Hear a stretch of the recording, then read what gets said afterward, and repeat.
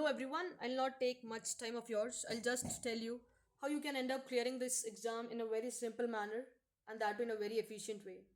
Like everybody यहाँ से देख सबको पता है कि you just have 70 days यहाँ से right. 70 days को कैसे मैनेज करें so that you end up clearing this exam very easily. I hope तुम सब ने सुन रखा होगा 80-20 रूल जहाँ पे वो बोलता है कि भाई your 80% result depends upon the 20% efforts. मतलब जो तुम्हारे 80% एफर्ट्स है ना वो सिर्फ तुम्हारे 20% रिजल्ट में काउंट करते हैं। तो बेटर होगा कि भाई 80% रिजल्ट को जनरेट करे by putting 20% efforts. It is applicable everywhere. कोई कोई भी चीज़ उठा लो ना, तुमने अगर रेशियो देख लिया ना तुम्हें समझ आएगा कि भाई 80% रिजल्ट या जो भी 80% चीज़ें हो रही है ना वो 20% इससे ही होती है। फॉर एग्जाम्पल तुम कोई बिजनेसेस उठा लो, तो जो मैक्सिमम बिजनेस अगर एक इंसान का हो रहा है या एक कंपनी करवा रही है वो सिर्फ ना वो 20% लोग ही करवा रहे होते हैं। तो ये 20% एफर्ट्स है ना कॉम्पिटेटिव एग्जाम में ये बहुत इंपॉर्टेंट रोल प्ले करता है। राइट, तुम 80% एफर्ट डाल के 20% रिजल्ट लाने से अच्छा much better is 20% efforts and 80% result, या 20 चैप्टर्स जो भी है तुम्हारे, ठीक है। ओके अब एवरीबडी नोज ना मैथ्स में you have class 11th and class 12th।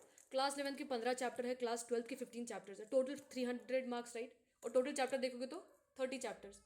अच्छा मेरे को एक सिंपल सी चीज़ बताओ, क्या हर एक चैप्टर में से 10-10 मार्क्स का पूछा जा रहा है?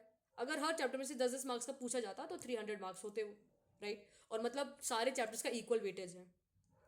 तो ये चीज़ चलती है क्या? ये वाली चीज़ नहीं चलती, राइट। तुम्हें पता है कि भाई कुछ चैप्टर्स जिनका बहुत ज़्यादा वेटेज है और कुछ चैप्टर्स है जिनमें से कुछ पूछा ही नहीं जा रहा है। तो भाई जिनमें से पूछा नहीं जा रहा है उन चैप्टर्स को क्यों पढ़ना है? ठीक है पढ़ना है तुम पढ़ो लास्ट में, बट सबसे पहले ये वाले स्लॉट को तुम टैकल करो।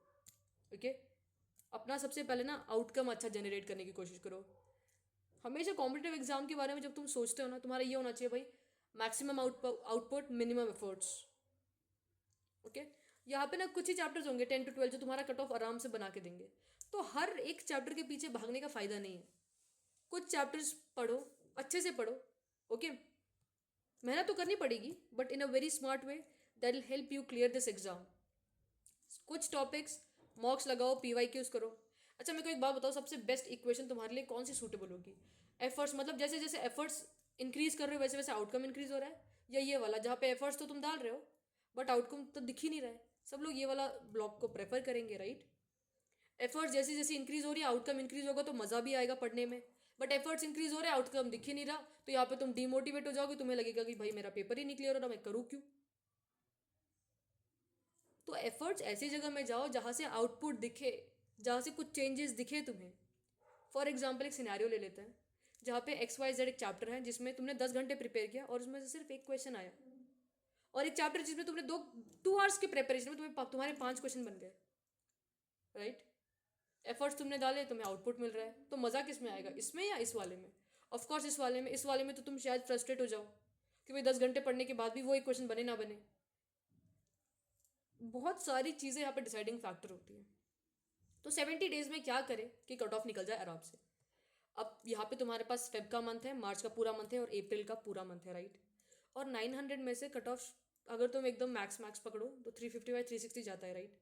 मतलब 30% या 33% है बस वो 900 का। वो 50% भी नहीं डिमांड कर रहा, वो सिर्फ 33% डिमांड कर रहा है, राइट। अगर तुम्हारा मैथ्स वीक है ना, भाई मैथ्स बहुत ज़्यादा वीक है, तो तुम मैथ्स में ना हल्का फुल्का स्कोर ले लो और गैट में अपना स्कोर मैक्सिमाइज करो, क्योंकि गैट में दिमाग लगाने वाली चीज़ है नहीं। गैट में तुम्हें बहुत सारी चीज़ें पढ़नी है, राइट। बस पढ़ पढ़ के जितना रिविजन उतना बेटर तुम। तो मैथ्स में सिर्फ कट ऑफ निकालने कितना तुम्हारा स्कोर बनना चाहिए, और मैथ्स के लिए कट ऑफ निकालने के लिए इतना कितना प्रिपरेशन करें वो डिस्कस करते हैं। और जिनका मैथ स्ट्रॉन्ग है उनके लिए तो इसकी ज़रूरत ही नहीं है फिर कुछ।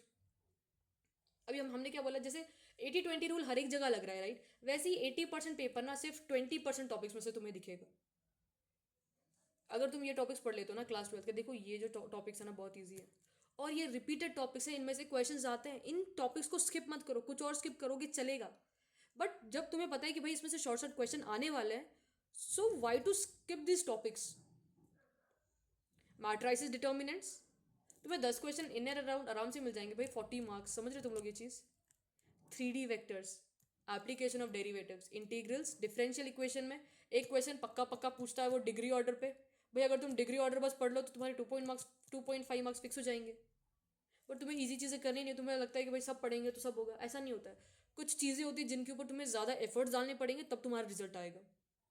तो क्लास 12 के जो चैप्टर्स तुम्हें पक्के से प्रिपेयर करना है ना, that is matrices and determinants, 3D vectors, okay, AOD, integrals पढ़ लेना, डिफरेंशियल इक्वेशन, प्रोबेबिलिटी। प्रोबेबिलिटी में अगर तुम्हें पता है भाई बेस ईयर में क्वेश्चन आना है तो उसको अच्छे से प्रिपेयर कर लो ना भाई। अगर तुम हल्का हल्का कॉन्सेप्ट पढ़ के जाओगे तो फायदा क्या है, तुम खुद के डाउट में रहोगे कि यार ये तो पढ़ा नहीं है मैंने, इसमें से क्वेश्चन आना है, फिर तुम्हारा मोरल डाउन हो जाएगा और तुम शायद अच्छे से परफॉर्म नहीं कर पाओगे। 3D और वेक्टर्स में से अगर इजी क्वेश्चन आना है तो वो पढ़ लो तुम लोग। मैट्रिक्स एंड डिटर्मिनेंट्स में तुम्हें पता है कि भाई प्रॉपर्टीज पूछ रहा है तो प्रॉपर्टीज पढ़ लो। क्लास 11th के कुछ टॉपिक्स जो तुम्हें बिल्कुल ही स्किप नहीं करने हैं, दैट इज कोनिक्स। कोनिक्स में भाई हाइपोबोला, एलिप्स, पैराबोला, उसमें वो एक दो क्वेश्चन फेंकता ही फेंकता है। या कोनिक्स और वो एरिया अंडर इंटीग्रेशन को कंबाइन करके क्वेश्चन पूछ लेता है। वो कर्व दे देगा तुम लोग को तो तुम्हें ये पता होना चाहिए भाई कर्व किसके हैं वो। Straight line, circle, PNC, complex number, binomial, sequence and series, ये टॉपिक्स पढ़ लो। अगर तुम यहाँ पे चैप्टर्स गिनोगे तो कितने हो गई है, ये इंपॉर्टेंट चैप्टर्स है कुछ 1 2 3 4 5 6 7 8 9 10 11 12 13। 30 में से सिर्फ 13 चैप्टर्स अच्छे से प्रिपेयर करोगे ना, मैथ्स का कट ऑफ ऐसे ही निकल जाएगा। गैट की रिस्पेक्ट में बात करते हैं। गैट में तुम्हें पता है कि भाई साइंस पढ़ना है, क्या पढ़ना है, साइंस और इंग्लिश। क्योंकि देखो साइंस और इंग्लिश को मिला के ही तुम्हारे 400 मार्क्स बन जाएंगे, राइट। तो बाकी चीज़ों के पीछे बाद में भागना, पहले साइंस और इंग्लिश के पीछे भागो। अगर तुम वो बाकी 200 मार्क्स के पीछे भागोगे ना, उसके अंदर तुम्हें हिस्ट्री पढ़ना पड़ेगा, पॉलिटी पढ़ना पड़ेगा, ज्योग्राफी पढ़ना पड़ेगा, करंट अफेयर्स करना पड़ेगा, इकोनॉमिक्स करना पड़ेगा। तो सबसे पहले वो चीज़ों के पीछे भागो जहाँ पे एफर्ट्स कम लग रहे हैं और आउटपुट पक्के से दिखे। कॉम्पिटिटिव एग्जाम में, राइट, वहाँ पे तुम्हें 900 में से 900 स्कोर नहीं करना है, तुम्हें इतना स्कोर करना है कि तुम्हारा पेपर आराम से निकल जाए और तुम मेरिट में आ जाओ, राइट। तुम यहाँ पे 400 का, यहाँ पे 100 का प्रिपरेशन करो, मतलब 500 मार्क्स, राइट। और 500 मार्क्स हल्की बात नहीं है। अगर तुम अच्छे से मैनेज करो चीज़ों को तो डेफिनेटली हो जाएगा। तुम्हें सिर्फ नेक्स्ट 3 मंथ्स अच्छे से मैनेज करना है। फेब, मार्च, अप्रैल। अप्रैल वाला तो तुम ना काउंट मत करो। अप्रैल वाले महीने में तुम सिर्फ मॉक्स और मॉक्स लगाना। रह गए तुम्हारे पास फेब और मार्च। फेब के कुछ डेज तुम क्लास 11th के लिए डिसाइड करना, मार्च के कुछ डेज तुम क्लास 12th के लिए डिसाइड करना, और उसके साथ साथ इंग्लिश साइंस को पढ़ते रहना, रिवाइज करते रहना। और चीज़ें टफ नहीं है, one thing at a time. English पकड़ रहा हो तो इंग्लिश पूरा पढ़ूंगा, साइंस ले रहा हो तो साइंस। ऐसा मत सोचो कि भाई बहुत सारी चीज़ें पढ़नी है।